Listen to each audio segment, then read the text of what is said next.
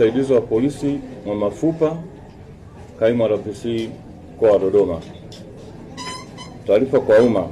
Jeshi la polisi mkoa wa Dodoma linathibitisha kutokea kifo cha Emmanuel Mathias Matebe maarufu kama MC Pilipili, mkazi wa Swaswa jijini Dodoma na Dar es Salaam, ambapo Novemba 16, 2025 majira ya saa 9 mchana marehemu alifariki katika kituo cha afya Ilazo kilichopo Dodoma.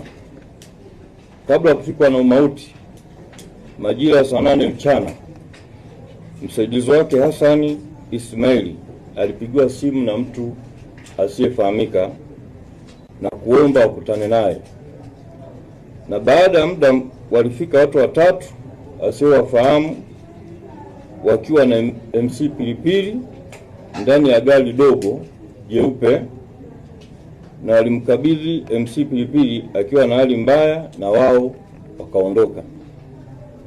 Uchunguzi wa awali wa jeshi la polisi kushirikiana na wataalamu wa afya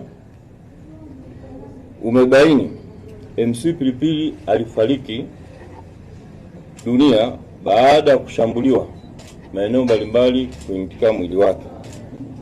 Jeshi la polisi linaendelea kufanya uchunguzi kubaini wale wote waliohusika na tukio hili.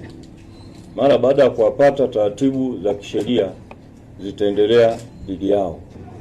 Kwa sababu ni issue ambayo bado iko kwenye upelelezi, niwadhibitishie tu umma kwamba mji wa Dodoma upo salama, na niwadhibitishie kwamba uchunguzi unaendelea kufanyika, na pale ambapo tutafanikiwa kuwakamata wahalifu, basi tutawaita na tutautaarifu umma kwamba wale waliohusika na matukio